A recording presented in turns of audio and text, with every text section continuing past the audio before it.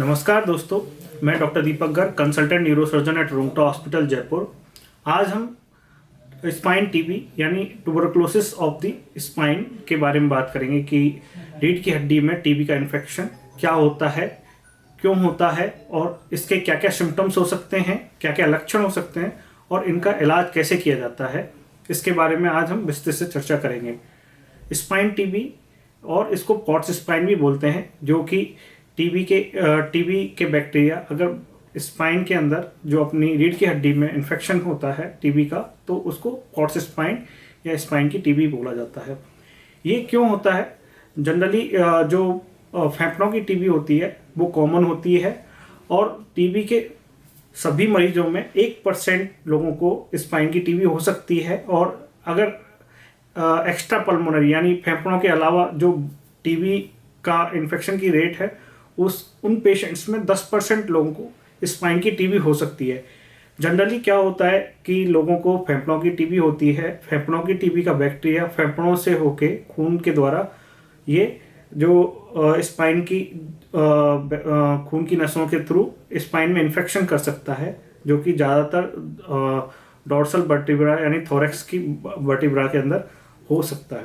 Infection का symptoms क्या क्या हो सकते हैं? पेशेंट को लंबे समय तक बैक एक रहना यानी कमर पीठ का दर्द, अपर बैक में दर्द होता है। और अगर जब इन्फेक्शन बढ़ जाता है तो पेशेंट को चलने में दिक्कतें हो सकती हैं। यहाँ तक कि अगर ज़्यादा टीबी का इन्फेक्शन बढ़ता है और ये जो मेरु रज्जा होती है, जो कि वर्टिब्रल कॉलम यानी रीढ़ की हड्डी के अंदर मेरु रज्जा होती है, जिसको स्पाइनल कॉर्ड बोलते हैं, उस पर दबाव डालती है तो मरीज को पैरालिसिस भी हो सकता है, जिसकी वजह से उसका चलने में पैरों में वीकनेस आ जाना, लैट्रिन पेशाब की दिक्कतें हो सकती हैं और अपने आप ही पैरों का मुड़ना चालू हो जाता है, जिसको फ्लेक्सर स्पाज्म भी बोल सकते हैं। टीबी स्पाइन की जो टीबी होती है वो 4 टाइप की होती है। मोस्ट कॉमनली जो डिस्क स्पेसेस, जो मैं अभी ये मॉडल दिखा रहा हूँ टीबी का, इसमें जो ये यहाँ पे ये है, ये डिस्क स्पेसेस हैं। एक होती है पैराडिस्कल स्पेस। इस जो डिस्क स्पेस, क्योंकि टीबी मोस्टली मेटाफाइसिस को इन्वॉल्व करती है, तो मेटाफाइसिस इस रीजन में होती है। और ये पैराडिस्कल स्पेस का जो पैराडिस्कल टीबी होती है वो मोर कॉमनली होती है। एक होती है सेंट्रल टीबी, जो वर्टिब्रल बॉडी के सेंटर में लीजन हो सकता है। एक होती है एंटीरियर टीबी, जो कि एंटीरियर जो लिगामेंट होता है, एक्चुअली यहाँ पे एक लिगामेंट होता है एंटीरियर लॉन्गिट्यूडिनल लिगामेंट, उसके पीछे जो मेटाफाइसिस है वहाँ से पस आके इकट्ठी हो सकती है, जिसको एंटीरियर टीबी बोलते हैं। और एक एपेंडिसियल टीबी होती है, जो चौथे टाइप की बोलते हैं, जो एपेंडिसियल रीजन यानी स्पाइनस प्रोसेस, ट्रांसवर्स प्रोसेस और लैमिना के अंदर हो सकती है। अब ये जो टीबी का अगर इन्फेक्शन ज़्यादा हो जाता है, यहाँ पे पहले पेन ज़्यादा हो रहता है शुरू में, उसके बाद जैसे जैसे ये पस फॉर्मेशन होता है तो न्यूरोलॉजिकल सिम्टम्स आने लग जाते हैं, जैसे कि वीकनेस हो जाती है। और टीबी का इन्फेक्शन क्या करता है, ये जो वर्टिब्रा बोलते हैं, इसको इसको डैमेज कर देते हैं, तो यहाँ से ये लॉस हो जाता है। जब यहाँ पे हाइट लॉस हो जाती है तो क्या होता है, ये बेंड होना चालू हो जाता है। स्पाइन अगर बेंड हो जाता है तो उसकी वजह से क्या होता है, काइफोसिस भी डेवलप हो जाती है।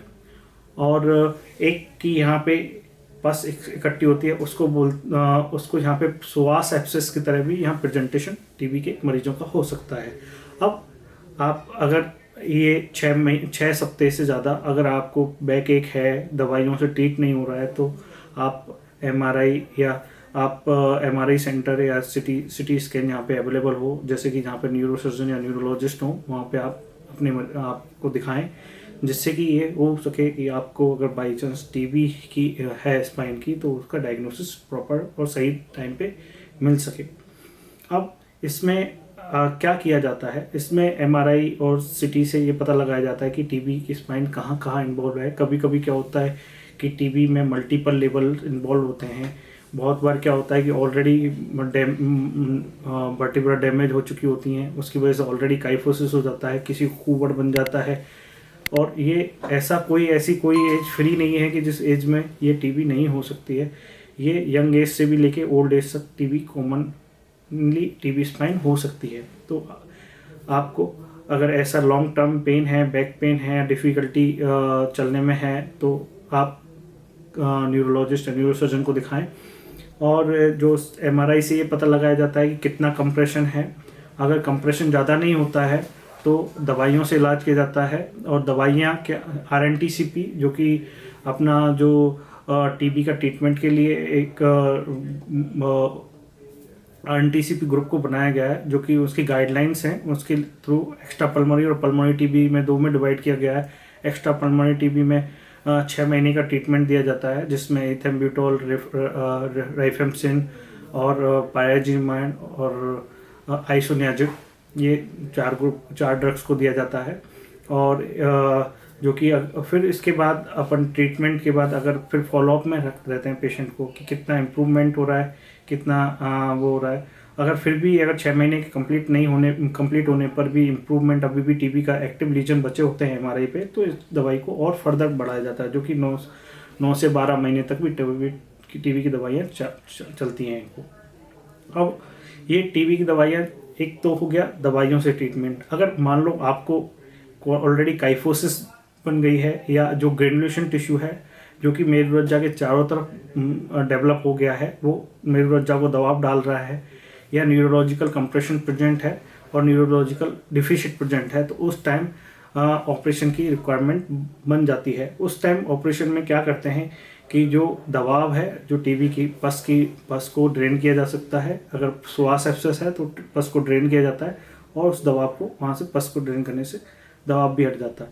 अगर और दबाव के अलावा अगर हड्डी में कोलैप्स है या हड्डी गल गई है वहाँ पे, तो हड्डी को वहाँ से डिकम्प्रेशन किया जाता है, इसको लैमिनेक्टमी की जाती है और स्क्रू से फिक्सेशन किया जाता है, जिससे कि क्या कोलैप्स ना हो स्पाइन, तो स्क्रू फिक्सेशन भी किया जाता है। और मरीज को रिजिडनेस दी जाती है, जिससे कि ये मरीज को काइफोसिस ना हो और इनको बेंडिंग ना हो स्पाइन की। आपने बहुत पेशेंट्स को देखा होगा, बहुत बार गाँव में नोटिस करते हैं या शहरों में नोटिस करते हैं कि एक पर्सन कोई भी झुक के चल रहा होता है, जिसको कि आप अगर पता करेंगे तो उनको हो सकता है बहुत सारे इन पेशेंट्स को क्या होता है कि पहले TB रही होती है, TB की वजह से अगर बहुत ये इनका स्पाइन बेंड हो जाता है। बहुत सारे पेशेंट ऐसे भी होते हैं कि जो चल भी नहीं पा रहे होते हैं, बेड रिडन हो जाते हैं because of this spine TB। अब इसका इलाज लॉन्ग टर्म रहता है, तो आप टाइमली इनको अपने मरीज को हॉस्पिटल में दिखाएं, जिससे कि इनका टाइमली इलाज हो पाए, टाइमली TB की दवाई चालू हो पाए, और इनका न्यूरोलॉजिकल कंप्रेशन से या न्यूरोलॉजिकल डिफिशिट से ये बच पाएँ। धन्यवाद दोस्तों।